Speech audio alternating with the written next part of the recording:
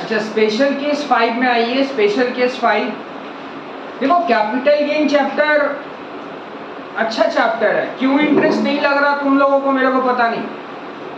Personal level में मेरे को पूछोगे तो सैलरी से आसान लगता है मेरे को ये। क्यों बोला तो इसमें जो कंसेप्ट है ना, घुमा फिरा के एक ही चीज आता है। सैलरी में कितना कुछ है सोचो, allowance, retirement benefit, perquisite, PF, इसमें वैसा कुछ नहीं है। घुमा फिरा के एक ही चीज बोलता है। अगर एक मतलब हम तेरे को एक रफली आइडिया दे तो यहाँ क्या हो रहा, एसेट्स को सेल आउट किया जा रहा। अब सेल आउट करने का डिफरेंट फॉर्म है।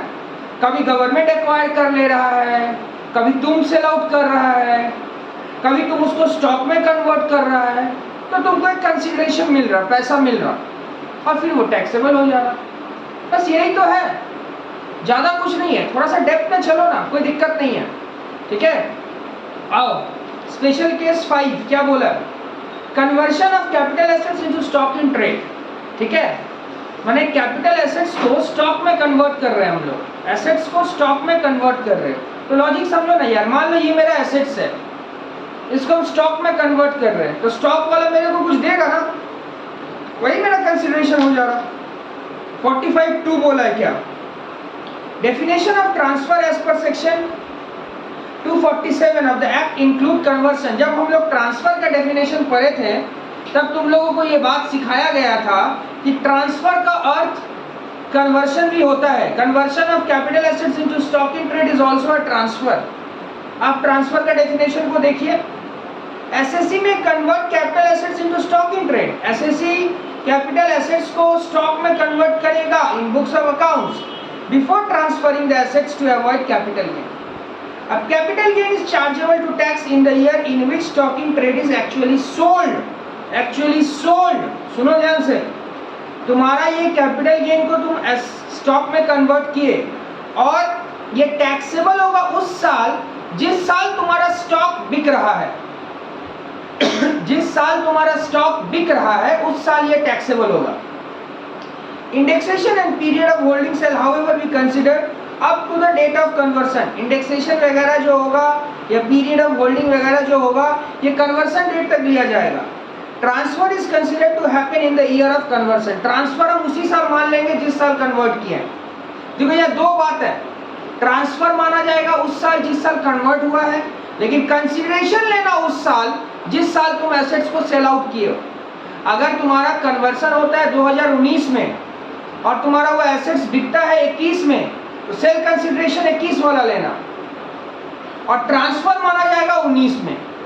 समझ में आया भैया? How to compute capital gain. अब इसका कैपिटल गेन कैसे निकलेगा and business income in such scenario.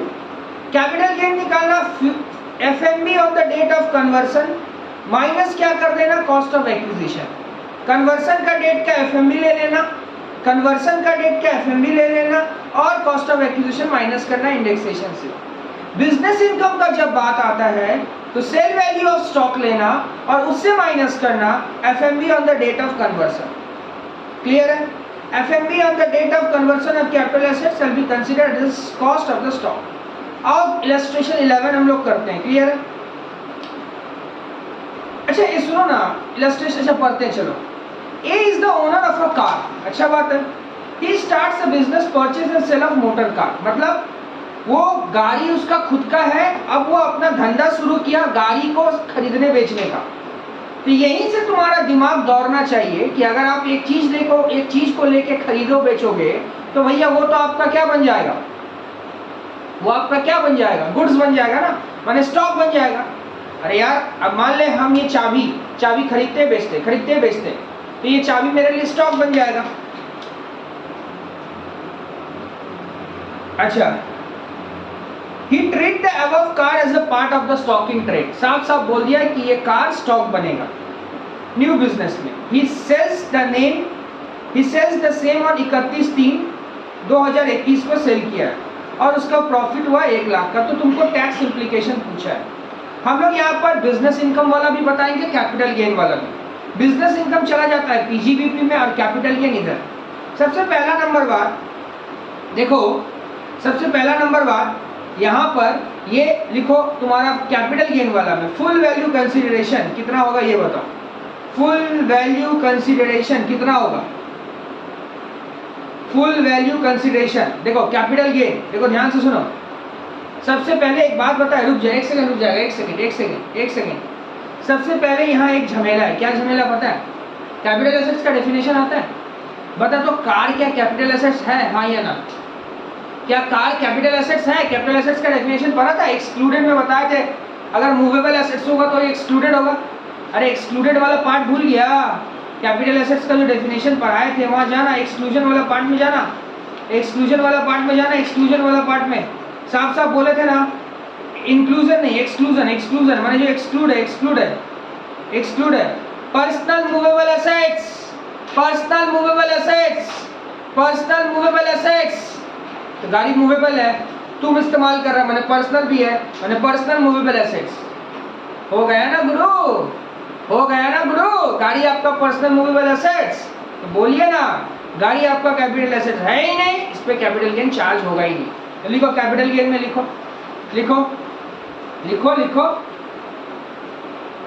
Car is not a capital assets, hence not taxable, hence not taxable।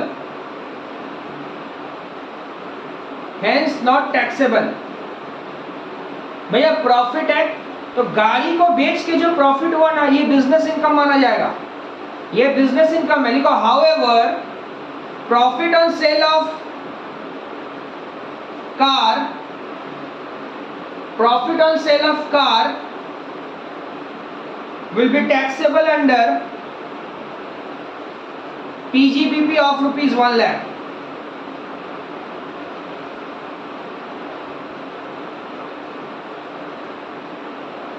ठीक है, तो कैपिटल गेन में कुछ भी नहीं होगा, पीजीबीपी में 1 लाख रुपया जाएगा। समझ में आया बात? समझा दिया? तो दिक्कत है क्या? हाँ, इलस्ट्रेशन 12 में आते हैं। देखो बोला x convert is capital assets, जिसको एक्वायर किया था 10 जून 2 को स्टॉक में। अब क्या है या बोला नहीं है, तो मान ले कैपिटल एसेट्स, ये कैपिटल एसेट्स में कवर है। Fair market value as on the date of the conversion 5.5 lakh, अच्छा बात है। Subsequently sale the stock and so convert 6 lakh June 10 को। टैक्स इम्प्लीकेशन बता।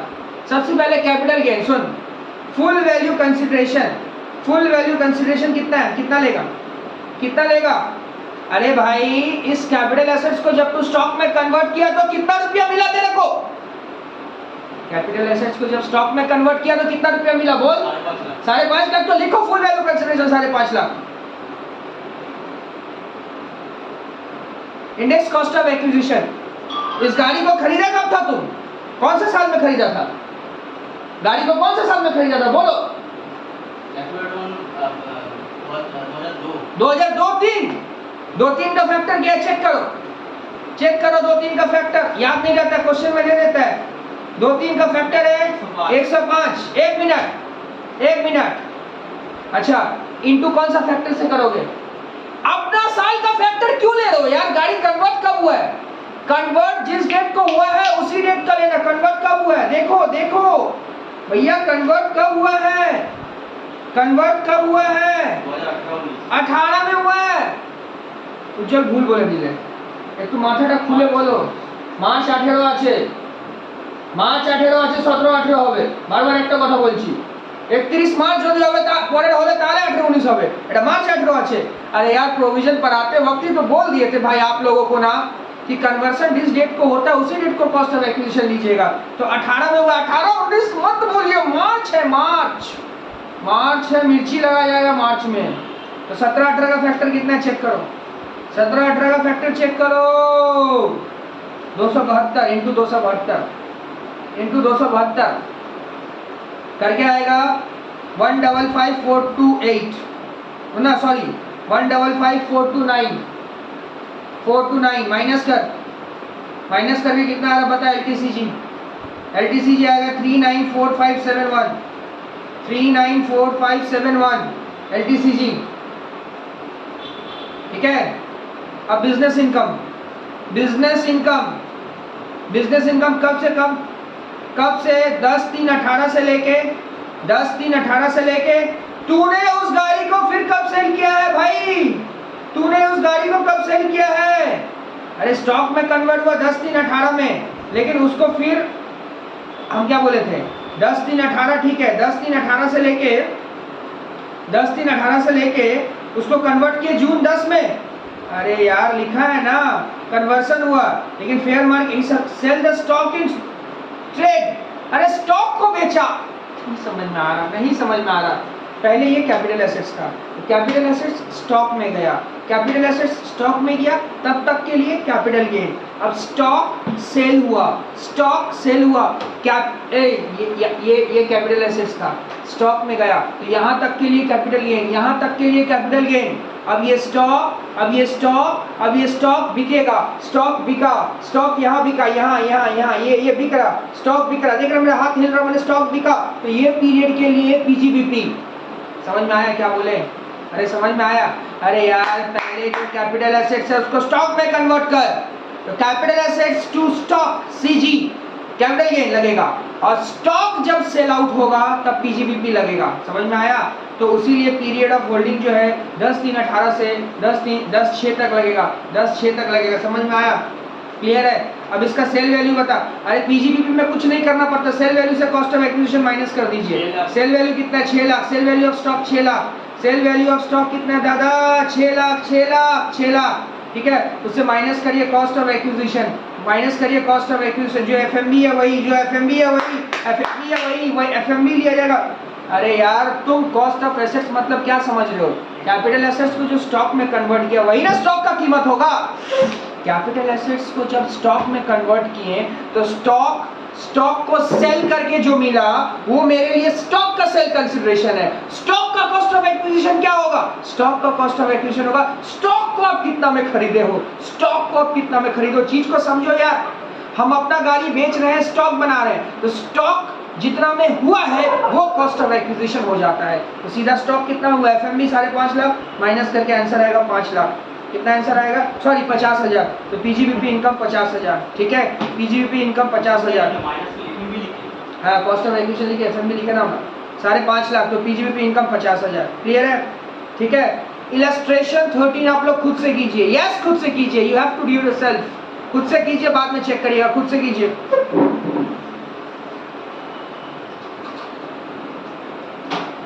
পজ মানে হচ্ছে ওই যে দুটো লাইন আছে সেটা পজ না বন্ধু।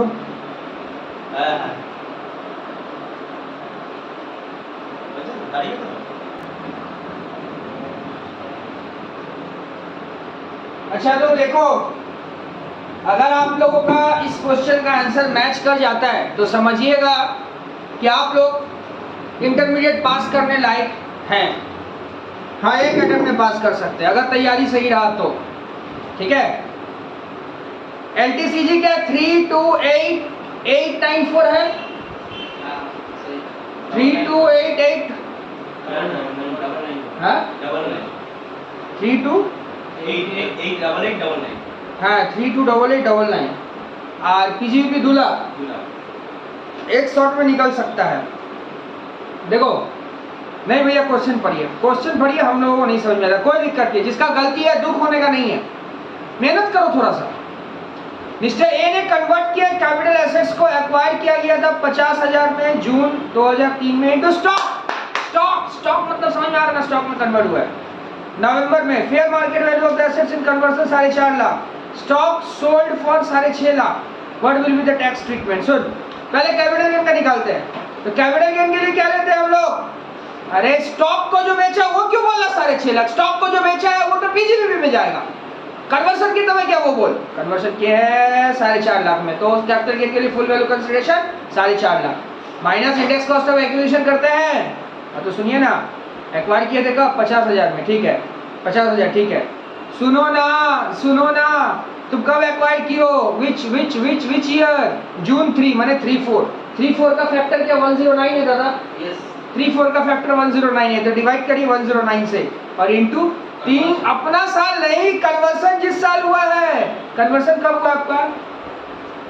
कन्वर्सन हुआ है नवंबर 16 मतलब 16-17 में, मैंने 16-17 का फैक्टर 264 करने से आता है, इंटू करिएगा 264 से, करने से आता है 121101, तो LTCG कितना आएगा 328894।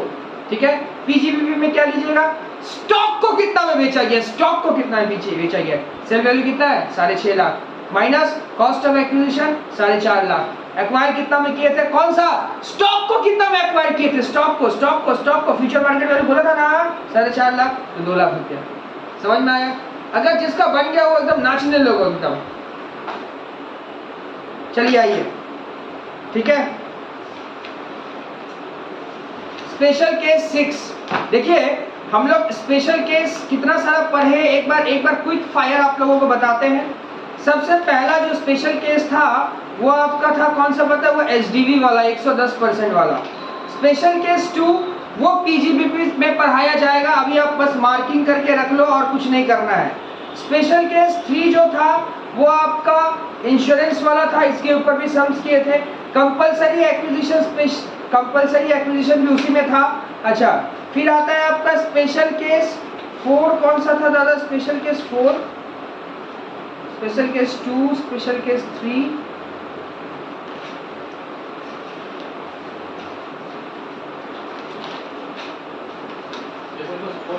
अच्छा वो पार्टनर एंड फर्म वाला था, ये अभी आप लोगों को नहीं पढ़ा है, ये टेंशन मत लीजिए, हो जाएगा। स्पेशल केस 4 बाकी है, 4 बाकी है, हो जाएगा होगा, वक्त दीजिए। 5 आज पढ़ा दिए। अब आइए स्पेशल केस 6 में, थोड़ी ना फर्स्ट टाइम पढ़ा के छोड़ देंगे एकदम, मतलब तुम देखो ना टैक्स और लॉ हम तुम्हारे साथ मैंने एकदम प्यार कर बैठेंगे टैक्स और लॉ के साथ, क्योंकि उसी में तो फेल होता है सब। आओ एकदम अकाउंट्स और कॉस्ट तुम लोग संभालो खाली, और टैक्स लो जैसे हम बोल रहे मेरे साथ, चलो आओ। स्पेशल केस 6 स्लम्प सेल, होता क्या स्लम्प सेल, थोड़ा सा ये बताइए ना। देखो पहले ना स्लम्प सेल का मतलब समझ लो क्या होता है। यहाँ पे मान लो एक बहुत बड़ा बिजनेस यूनिट है, ठीक है, जैसे एज फॉर एग्जांपल मुझे वीडियो अच्छे तो हाँ देखिए, जैसे हम एक बिजनेस का नाम लेते हैं ITC, नाम सुना है ना। अच्छा ITC क्या बेचता है, अरे पहला चीज ही बोलेगा सिगरेट, ITC सिगरेट बेचता है। हाँ सच में सिगरेट बेचता है, वहाँ सिगरेट अपना आ जाओ अच्छा कोई बात नहीं, ITC सिगरेट बेचता है। अरे यार खाली सिगरेट थोड़ी ना बेचता है, खाली नशा वाला पदार्थ बेचता है। ITC बहुत सारा कंज्यूमेबल गुड्स भी बेचता है, FMCG जिसको बोलते हैं फास्ट मूविंग कंज्यूमर गुड्स।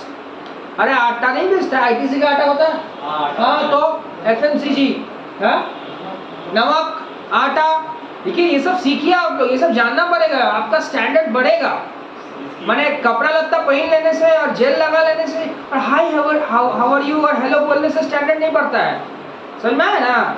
हाँ ओके ब्रो, ओके सीस, ये सब बोलने से नहीं चलता है, ये सब सीखना पड़ता है, समझ में आया ना। क्योंकि आप बाहर जाओगे बाहर का दुनिया में तो वहाँ जेल लगाने से नहीं चलता है, समझ में आया ना। और लड़की लोग थोड़ा सा ऐठ के बोल देती है टकराव से नहीं चलता है, स्टैंडर्ड बढ़ाओ। FMCG का फुल फॉर्म क्या होता है, फास्ट मूविंग कंज्यूमर गुड्स, ठीक है। तो ITC जो होता है ना सब कुछ करता है यार, ITC का होटल है यार, तो क्या नहीं करता ITC बता, हर कुछ करता है। अब ITC का मन हुआ कि हम अपना एक डिवीजन को बेच डालेंगे, हाँ हम अपना एक डिवीजन को क्या करेंगे, बेच देंगे। उसी को बोलता है स्लम सेल, उसी को क्या बोलता है, slump sale. So slump sale means transfer of one और मोर अंडरटेकिंग, या तो एक अंडरटेकिंग को बेच रहा है या तो एक से ज्यादा अंडरटेकिंग को बेच रहा है। बाय एनी मींस और लम्प सम कंसिडरेशन, या तो पैसा मिलेगा, ऑफ कोर्स मिलेगा lump sum, without assigning value to each individual assets and liability. हाँ एक बात याद रखना, स्लम सेल करते वक्त एसेट्स और लायबिलिटी का वैल्यू निकाल के नेटवर्थ निकालना पड़ता है। क्या निकालना पड़ता है, नेटवर्थ। नेटवर्थ कैसे निकलता है, जो अकाउंट्स आता है उसको पता है, एसेट्स माइनस लायबिलिटी करके नेटवर्थ निकलता है। Explanation provided that determination of value of assets or liability for the sole purpose of stamp duty or registration shall not be regarded as assigning value। कोई दिक्कत नहीं है। Transfer has the same meaning in similar। Example दिया, ITC limited अपना FMCG division को बेच रहा है 100 करोड़ में। If ITC would have derived 100 crore, अगर उसको 100 करोड़ मिलता है by separate allocating value of individual assets and liability. हमें यहाँ बोले ना नेटवर्क निकालना पड़ता है। क्यों नेटवर्क निकालना पड़ता पता है? अरे पगला सुन, आईटीसी अपना एक डिवीजन बेच रहा, आईटीसी का जो टोटल एसेट्स और टोटल लायबिलिटी है, तो आईटीसी जो डिवीजन को बेच रहा है उसका ना एसेट्स और लायबिलिटी निकालेगा और बोलेगा मेरा बिजनेस का नेटवर्थ इतना है। मान ले आईटीसी का बिजनेस का नेटवर्थ है 12,000 करोड़, 12,000 करोड़ सब कुछ का है, एफएमसीजी का, होटल का, नशा वाला प्रोडक्ट का, जो भी कुछ है सबका है। मेरे को खाली एफएमसीजी का चाहिए, एफएमसीजी का एसेट्स लो, उससे माइनस करो एफएमसीजी का लायबिलिटी, तो नेटवर्थ निकलेगा। इसीलिए यहाँ पर नेटवर्थ निकाला जाता है। Try to understand the logic also, logic पकड़िए। नेटवर्थ क्यों निकाला जाता है? क्योंकि यहाँ पर एक पूरा होल का एक टुकड़ा बेचा जा रहा है। जब एक होल का एक टुकड़ा बेचेंगे तो टुकड़ा का नेटवर्थ नहीं निकालेंगे हम लोग? निकालेंगे, ऑफ कोर्स निकालेंगे। समझो यहाँ पर देखो, तो बोला कि यहाँ बोला ना सेपरेटली एलोकेट करना एसेट्स और लायबिलिटी को। अब इसका कैपिटल गेन कैसे निकलेगा ये आप लोगों के दिमाग में। देखिए, deem full value consideration, full value consideration को डीम करना है। FMV of the capital assets as of the date of transfer, transfer के date FMV calculate in the prescribed manner shall be deemed to be the full value consideration receive और acquiring as a result of the transfer of such capital. सीधा सा बात है, जो FMB होगा वही consideration होगा, जो एफएमबी होगा वही कंसिडरेशन होगा। एफएमबी कंसिडरेशन, एफएमबी कंसिडरेशन, अरे बोलो यार बोलो, एफएमबी कंसिडरेशन होगा, एफएमबी कंसिडरेशन होगा। इससे क्या होगा ना, जब समझ करने जाएंगे ना तो पहला समझ में आ जाएगा। Next, deem cost of acquisition and cost of improvement. Cost of acquisition, cost of improvement को डीम करना। नेट वर्थ, बार बार आ रहा है नेट वर्थ। नेट वर्थ का मतलब होता है assets minus liability. Net worth of the undertaking to be considered which would be computed as under without any indexation. Net worth निकालना पड़ेगा। सिखाएंगे नेट वर्थ कैसे निकलेगा। नेट वर्थ में इंडेक्सेशन नहीं चलेगा। बोलो बोलो, नेट वर्थ में इंडेक्सेशन नहीं चलता। बोलो, try to speak, try to speak. The more you will speak the more it is going to be set in your subconscious mind. तो हम लोग जब नेटवर्थ निकालेंगे तब इंडेक्सेशन नहीं करेंगे, नेटवर्थ निकालेंगे तब इंडेक्सेशन नहीं करेंगे। नेटवर्थ कैसे निकलता है? एग्रीगेट माने पूरा total assets minus liability of such undertaking. Division as appearing in the books of accounts, हम बार-बार बोल रहे हैं ना, उसी यूनिट का लेना जिसको हम सेल कर रहे हैं,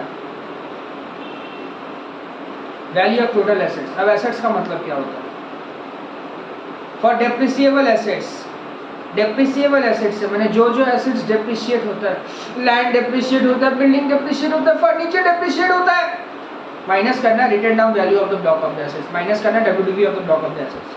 कैपिटल एसेट्स बीइंग गुडविल, अगर गुडविल ऑफ अ बिजनेस और profession which has not been acquired by the assessee by purchase और from previous self generated goodwill nil होगा। सेल्फ जनरेटेड गुडविल का वैल्यू नील होगा, self generated goodwill का value nil होगा। Capital assets in respect of which whole expenditure has been allowed 35 AD, 35 AD, 35 AD, 35 AD PGBP का section है। अबे 35 AD PGBP का section है साइंटिफिक रिसर्च के लिए।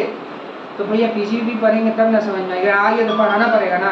तो बोला है कि अगर कैपिटल एसेट्स, ऐसा कोई कैपिटल एसेट्स है जो कि 35 AD के साथ कनेक्टेड है, टेंशन मत लेना, 35 AD तुमको बोल देगा, नाम सेक्शन लिख देगा 35 AD। और नहीं भी लिखेगा तो हम लोग पीजीबीपी पढ़ के ही ना एग्जाम देने जाएंगे, हम लोग एग्जाम देने थोड़ी ना कैपिटल गेन पढ़ के जाएंगे। तो तुमको अभी याद रखना 35 AD में साइंटिफिक रिसर्च वाला एसेट्स आता है। साइंटिफिक रिसर्च करने के लिए जो एसेट्स लगता है ना वो 35 AD में जाता है, उसका भी एसेट्स आप नील लेना। माने किसको किसको नील पकड़ेगा? सेल्फ जनरेटेड गुडविल नील, 35 AD नील। डेप्रिशिएबल एसेट्स, एसेट्स से डब्ल्यूडीवी माइनस करना। अदर एसेट्स अगर हुआ तो बुक वैल्यू लेना, अदर एसेट्स अगर रहा तो बुक वैल्यू लेना। समझ में आया? खत्म नहीं हुआ प्रोविजन, पूरा प्रोविजन खत्म करके फिर क्वेश्चन पढ़ेंगे।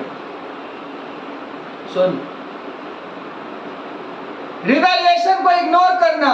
अभी बोलना रिवैल्यूएशन को इग्नोर करेंगे, बोलो रिवैल्यूएशन को इग्नोर करेंगे। रिवैल्यूएशन होगा इग्नोर करना, रिवैल्यूएशन होगा इग्नोर करना। स्लम सेल में रिवैल्यूएशन हुआ इग्नोर करना, इग्नोर करना। इसलिए मेहनत करवा रहे हैं ताकि तुम्हारा दिमाग में भी सेट हो।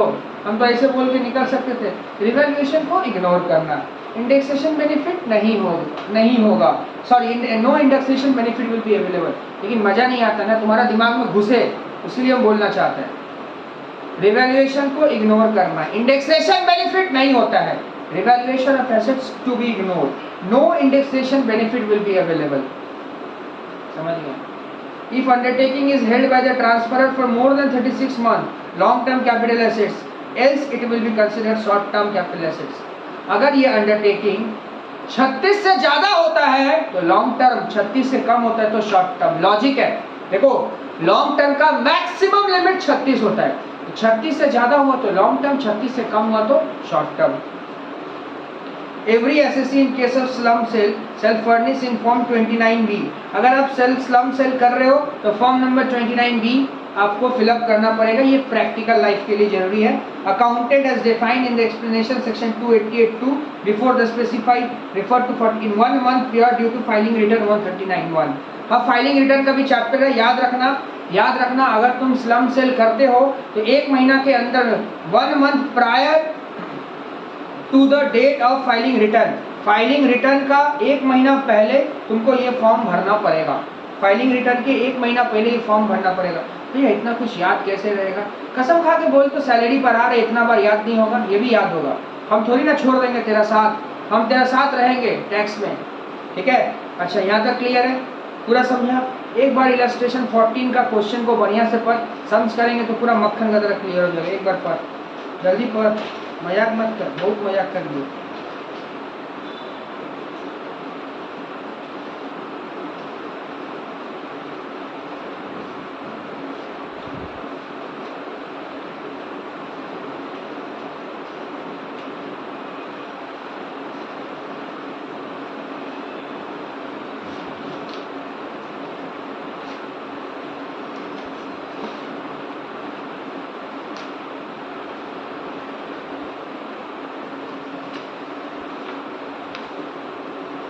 एक बार क्वेश्चन को देख बढ़िया से।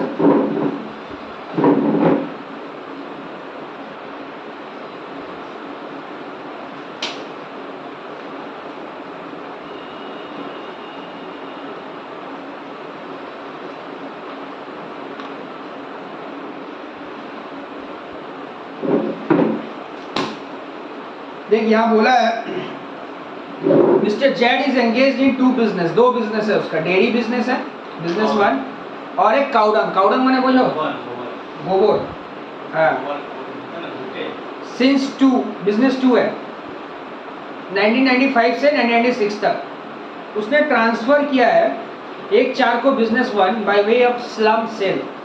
स्लम सेल के तौर पे पहला बिजनेस को उसने ट्रांसफर किया, उसको कंसिडरेशन मिला 25 लाख, फेयर मार्केट वैल्यू है 30 लाख, एक्सपेंस था ट्रांसफर का 28,000, बैलेंस शीट यहाँ दिया हुआ। एडिशनल इंफॉर्मेशन है revaluation reserve other assets business 1 including acquired, एक साथ 19 50 लाख जो भी यहाँ पर दिया हुआ है, रेट ऑफ डेप्रिसिएशन पर दिया हुआ। सबसे पहले चुपचाप नेटवर्थ निकाल, हेडिंग कर कंप्यूटेशन ऑफ नेटवर्थ। पता है नेटवर्थ कैसे निकलेगा? बोल, एसेट्स माइनस लायबिलिटी, तो लिखना कंप्यूटेशन ऑफ नेटवर्थ। कौन सा बिजनेस का निकालेगा? 1 ना 2? अबे कौन सा बिजनेस को तू बेचा था? क्वेश्चन पढ़ के देखना क्या बोला है, क्या बोला? He transferred business 1, business 1, business 1, business 1, तो लिखना computation of net worth of business 1, computation of net worth of business 1, ठीक है? Computation of net worth of business 1, right hand side में अमाउंट रुपीज का कॉलम दे दिया। सबसे पहले बिल्डिंग, बिल्डिंग कितना है? कितना है? हाँ बिल्डिंग कितना दिया होगा? 12 लाख। छटपट मत करेगा, बिल्डिंग 12 लाख है ना? सुन ध्यान से, देख क्या बोला है, बिल्डिंग 12 लाख है, हम भी मानते हैं बिल्डिंग 12 लाख है, लेकिन सुन मेरा बात सुन, तेरे को यहाँ बोला था revaluation reserve for building business 1 3 lakh, देखा? हाँ, और नीचे क्या लिखा हुआ है? Revaluation reserve is created by revising upward the value of the building of business 1। अब मेरा बात को ध्यान से सुनेगा, किसी का मन में ये ख्याल आ रहा होगा कि अभी अभी आपने तो कहा था कि रिवैल्यूएशन को इग्नोर करना, हाँ तो इग्नोर ही तो कर रहे हैं। क्या इग्नोर कर रहे हैं आप? क्यों कर रहे हैं? छोड़िए ना, छोड़ देते, रिवैल्यूएशन को छोड़ देते। अगर ये लोग रिवैल्यूएशन को लेके कुछ नहीं किया रहता तो पॉइंट नंबर 1 पढ़ के क्या लिखा हुआ है? Revaluation reserve is created by revising upward, मतलब ये लोग बिजनेस 1 को अपवर्ड करके रखा है यार, जो कि नहीं करना चाहता था।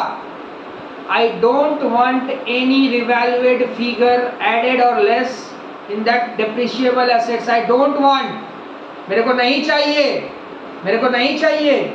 यहाँ बोला जा रहा है कि जो रिवैल्यूएशन का अमाउंट है 3 लाख, ये लोग जबरदस्ती ले लिया है, मेरे को नहीं चाहिए, अपवर्ड कर दिया, मैंने इसको क्या कर दिया है, बढ़ा दिया है। मेरे को क्या करना पड़ेगा, माइनस करना पड़ेगा। भैया आप प्रोविजन नहीं मान रहे, मान रहे हो प्रोविजन गुरु, तो मान रहे तो क्यों कुछ कर रहे उसको, कुछ नहीं करते। अगर क्वेश्चन रिवैल्यूएशन के बारे में कुछ नहीं बोलता ना, तो हम ये मान लेते कि रिवैल्यूएशन को लेके ये लोग बिल्डिंग में कुछ नहीं किया है। लेकिन जब मेरे को बोल दे रहा है रिवैल्यूएशन को बिल्डिंग में घुसाया और ऊपर चढ़ा दिया, इसीलिए हम लेस कर रहे हैं। तो बिल्डिंग 12 लाख से 3 लाख माइनस करके 9 लाख लिख 9 लाख लिख। मशीन कितना है, 3 लाख लिख, machine 3 lakh, debtor 1 lakh,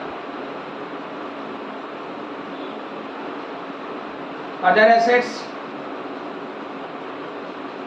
assets कितना है, 1.5 लाख। रुक जा, नीचे क्या लिखा पॉइंट नंबर 2 पर, other assets of business one including building acquire on एक साथ 19 50,000।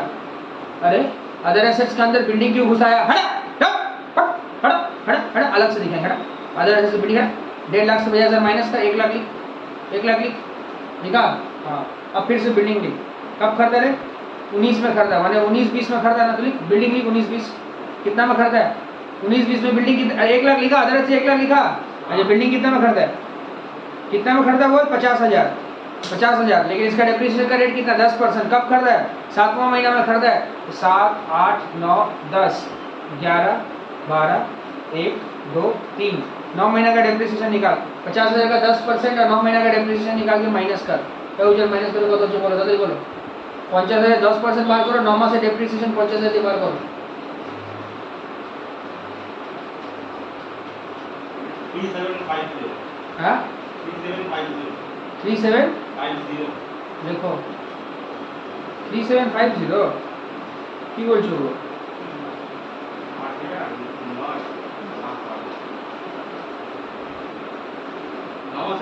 হ্যাঁ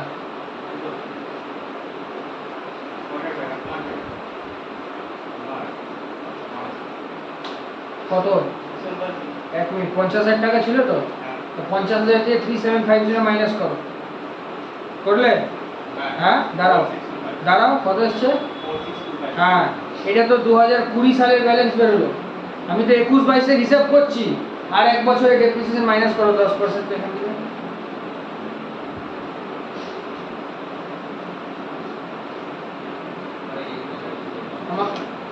আর ইনটু 10% মাইনাস 10% করো না এখান থেকে,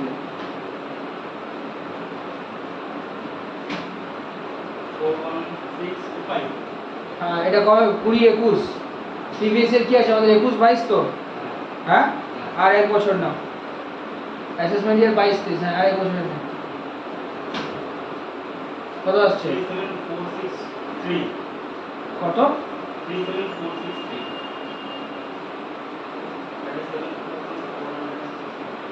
ক্যালকুলেটর আমাকে দাও,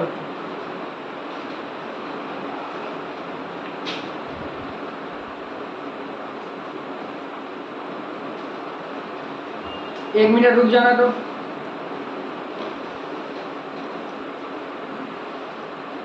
কত টাকা বিল্ডিং ছিল, 50,000 টাকা,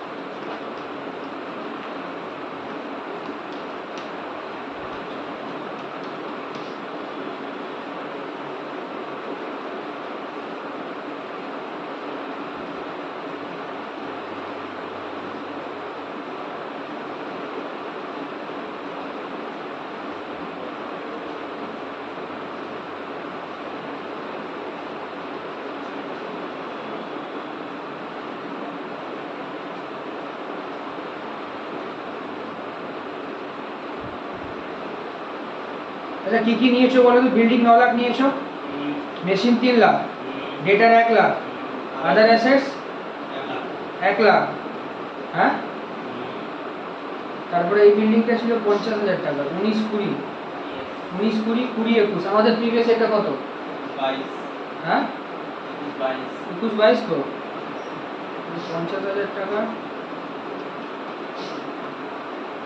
7, 8, 9, 10, 11, 12,